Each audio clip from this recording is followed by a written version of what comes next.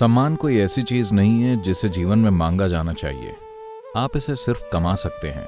चाहे आपके माता पिता हों या शिक्षक या आध्यात्मिक गुरु या राजनेता या खुद भगवान भी नीचे आ जाएं और वो कोई बेवकूफ़ी की बात कहें, तो आप में उनसे प्रश्न पूछने की काबिलियत होनी चाहिए। जब आप ऐसी जिम्मेदारी निभा रहे होते हैं तो आपको ये पक्का करना चाहिए कि सत्य खुद सबसे ऊंचा हो और ऊंचाई सत्य का प्रमाण न हो।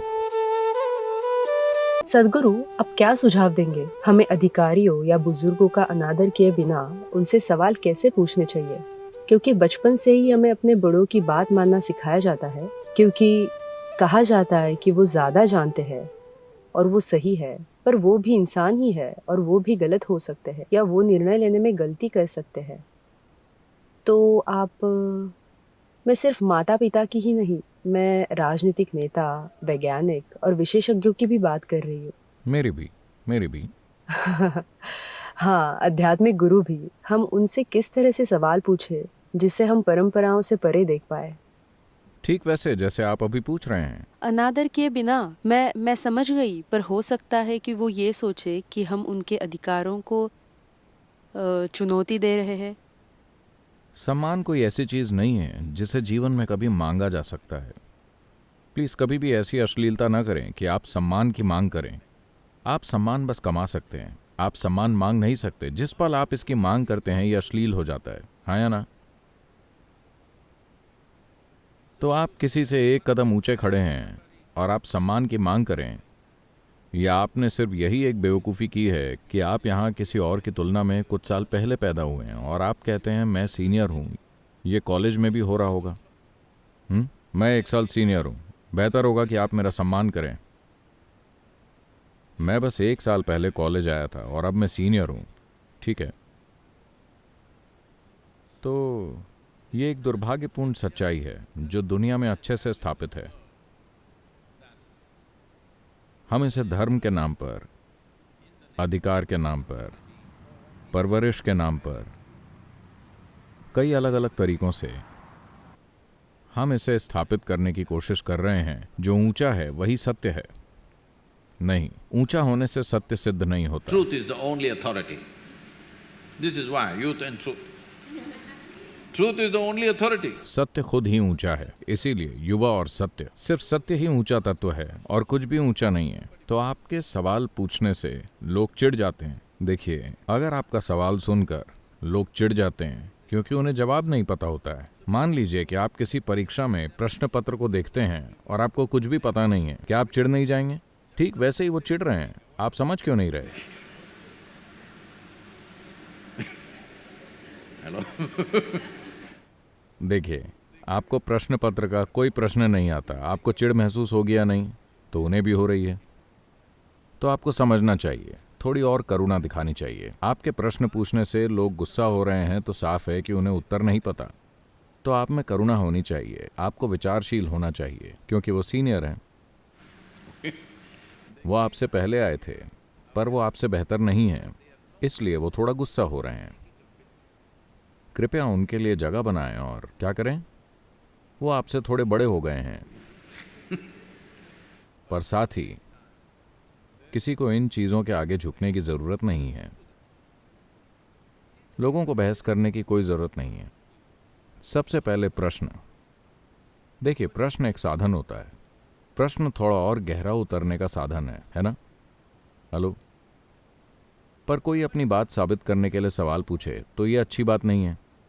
तो अपने माता पिता या दूसरों से सिर्फ अपनी बात साबित करने के लिए सवाल मत पूछिए। नहीं, सवाल इसलिए पूछिए क्योंकि आपका सवाल सच्चा है। किसी ने मुझसे पूछा, सदगुरु हम कैसे प्रश्न पूछ सकते हैं और कैसे प्रश्न नहीं पूछ सकते? मैंने कहा, चाहे आपका सवाल बहुत बेवकूफ़ी भरा हो, पर अगर वो आपके लिए कुछ मायने रखता है तो मेरे लिए भी मायने रखता है। अगर वो आपके लिए मायने नहीं रखता तो ऐसी बेवकूफ़ी भरी बातें न पूछें, क्योंकि वो मेरे लिए भी मायने नहीं रखती।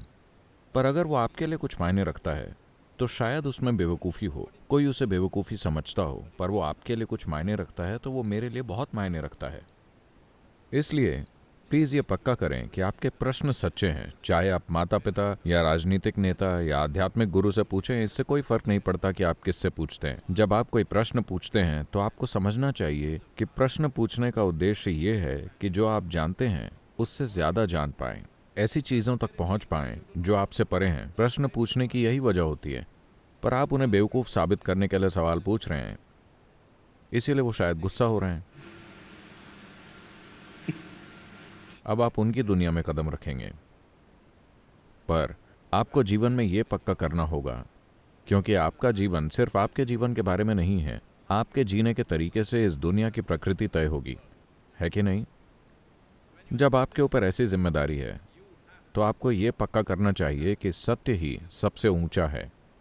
ऊंचाई से सत्य साबित नहीं होता, चाहे वो माता पिता हों या शिक्षक या आध्यात्मिक गुरु, राजनीतिक नेता या भगवान खुद नीचे आ जाएं और वो कोई बेवकूफ़ी की बातें कहें, तो आपको उनसे सवाल पूछना आना चाहिए। यही इस संस्कृति का स्वभाव है। देखिए, जब अवतार आए जिन्हें हम परमात्मा मानते थे, जब वो भारत में आए तो हमने सिर्फ सवाल पूछे, अंतहीन सवाल। जब शिव आए तो उनकी पत्नी पार्वती ने उन्हें लाखों प्रश्न पूछकर परेशान किया। जब कृष्ण आए तो अर्जुन ने हजारों प्रश्न पूछे, प्रश्न पर प्रश्न पर प्रश्न। मुझे आपको ये बताना चाहिए, हम तिब्बत में ट्रैकिंग कर रहे थे, तब लगभग 42 अलग अलग देशों के लोगों का एक समूह, तो एक भारतीय व्यक्ति जो अमेरिका में बस गया है एक प्रश्न पूछना चाहता था। मैंने कहा आप सवाल पूछ सकते हैं। उसने तुरंत हाथ उठाया और उठ खड़ा हुआ। उसने एक प्रश्न पूछा जो 8 मिनट से ज़्यादा समय के बाद भी ख़त्म नहीं हुआ। मैंने कहा देखिए, ये बहुत लंबा सवाल है। तब मैंने औरों से कहा, क्योंकि वो सब ऐसे देख रहे थे, क्योंकि वो अलग अलग देशों के थे, उन्हें वो प्रश्न समझ ही नहीं आया। मैंने कहा देखो, ये एक बहुत ही भारतीय प्रश्न है। प्रश्न के अंदर एक प्रश्न, उसके अंदर फिर एक प्रश्न, ये ऐसा प्रश्न है। भारतीय इसमें विशेषज्ञ हैं क्योंकि उनके पास 15,000 साल की संस्कृति है। उन्होंने इस तरह के सवाल गढ़े हैं। कोई फर्क नहीं पड़ता शिव आ जाएं, कृष्ण आ जाएं, वो उन्हें भी उलझाना चाहते हैं।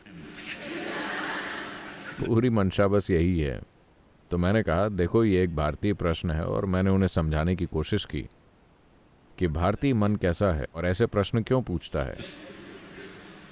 बहुत ज़्यादा संस्कृति। तभी एक चीनी महिला कहती हैं, सद्गुरु, मैं संयुक्त राष्ट्र में काम करती थी, वहाँ भी सिर्फ भारतीय ही सवाल पूछते हैं। हम कभी सवाल नहीं पूछते थे, हमेशा बस भारतीय लोग ही सवाल पूछते रहते थे। मैंने कहा भारत ऐसा ही है।